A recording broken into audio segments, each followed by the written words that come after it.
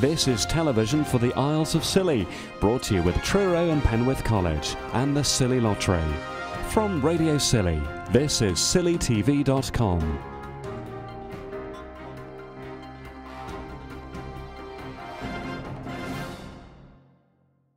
The rubbish is mounting, the packing is underway. And in a matter of hours, the building that's been used to educate generations of islanders since 1966 will be a school no more. Today, the Carn Thomas Secondary School site and the Carn Gwaval Primary School site that opened in 1977 are both set to close their doors for the school holidays, and for good. When the school recommences in September, all St Mary's students will be based on one site at the new school. Today, a special church service, longer than the usual one at the end of term, is being held at the Methodist Church at 11 o'clock. We always have a big church service on the last day of term, and this year it's a bit of a different service because we obviously are marking the end of an era here on education in St Mary's. So we're going to be having a service which will be longer than usual and which will be entitled From the Old to the New, I think, which encompasses what's going to be happening. School head teacher Bryce Wilby says some of the former staff have been contacted and asked to attend. We've sent out an invite letter which has gone out to people that we know still live here, that were former teachers, some past pupils and things, a variety of people who think may like to come along, and we're going to give them the opportunity to share their memories if that's what they would like. And when anyone can come along, it'd be nice to share the experience of things we have done and look at where we're going to go in the future. Marlene Perry was in the first year of the school at Carn Thomas when it opened in 1966, and she says it seemed huge compared to the site across the road. And with lessons like German and French, it seemed daunting. Marlene has fond memories of some of the teachers who taught classes in the early days. Mr Ottray, who was a little bit more rotund than he is nowadays, and he did history and geography and taught us all about the Bronze Age and everything else on the Scillies, which we never really thought about before. We just used to climb on the burial chambers and never thought about the history of them. Mr Howells, who was very into his poetry, and we used to go and sit out at Pinninis and write our free verse, which was quite an idyllic thing to do for an English lesson. Current headmaster Bryce Wilby feels that Mike Rigby is the longest serving current member of staff. He says Mike and all of the teachers will have to get used to new technologies and facilities. I think there'll be some changes. I mean, Mike's got to experience the fact that he's not going to have a chalkboard in the new school, and he's managed to retain his chalkboard despite the incoming of whiteboards over the years. But it's going to be chalkboards out now, I'm afraid, and it's whiteboards and electronic whiteboards, so a big change for the new school. Marlene says she remembers some of the teachers well, especially the staff who were real characters. Mr Powell, who took over as the French teacher, was quite daunting and quite scary and was a great Leeds United fan. Mr Stanton, our first PE teacher, used to perform wonderful acrobatics on the trampoline. And then, of course, Mr Williams, who's still here today, he came along afterwards.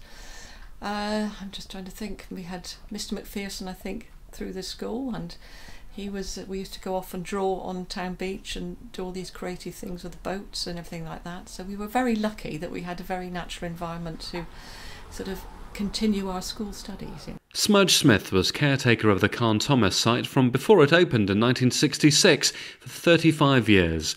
He says that most of the original school staff aren't in Scilly now. There are only two of the original teachers left on the island. There's Don Williams, who you can see driving round in his old Riley. He was the original maths teacher, and a very good maths teacher he was too. And there was Steve Ottray. He was the original history and geography teacher, and his room used to double up in the science lab before he got his own room. And he was also the first hostel housemaster, which came in about 12 months after we first started. It was an exciting time for young Marlene Perry, and her group was the first to go right through the school year by year. She remembers the distinctive uniform. We were the first ones to ever wear our grey pleated skirts and white crisp school shirts and white grey V-neck jumpers, and of course the blue and grey ties and all the PE kit, everything labelled precisely. So we were the very first to go through the school. Marlene says the Year 1 intake of pupils was only slightly larger than an entire off-island school would be today. There was 10 of us in our year, so it was 5 boys and 5 girls. Jean Wood and was my next door neighbour who I used to play with. Christine Evans was my cousin who we went to school with. There was John Hicks, who became one of the local boatmen in his time. David Pearce, Raymond Miller from Briar, John Palmer. We don't see very much of these days, but it's still here. Islanders often have strong views about education, and education issues have often heightened emotions in Scilly. The Carn Thomas project was no exception.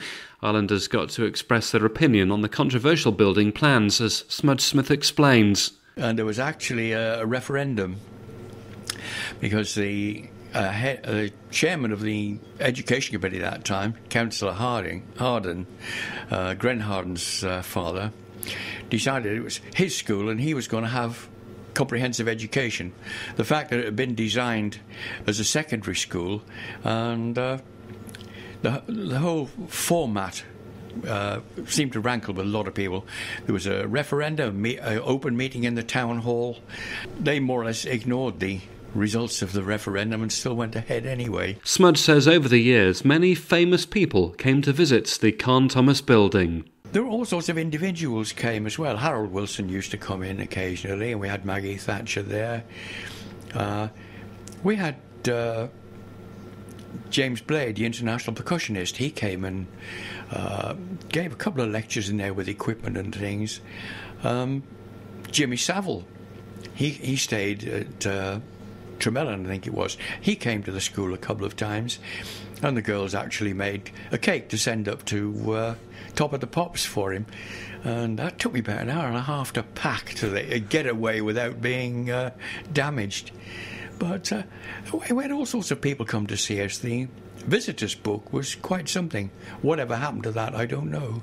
Today, as pupils past and present contemplate their time at the Five Islands School as it is today and the move to the new base in September, Bryce Wilby says all the kids currently in the school will have their attendance recorded for posterity. We're going to ask all our current pupils to bring a small smooth pebble with them and have their name on it, either painted on or with an indelible marker or something. And we're going to collect all those smooth pebbles with their names on at the church.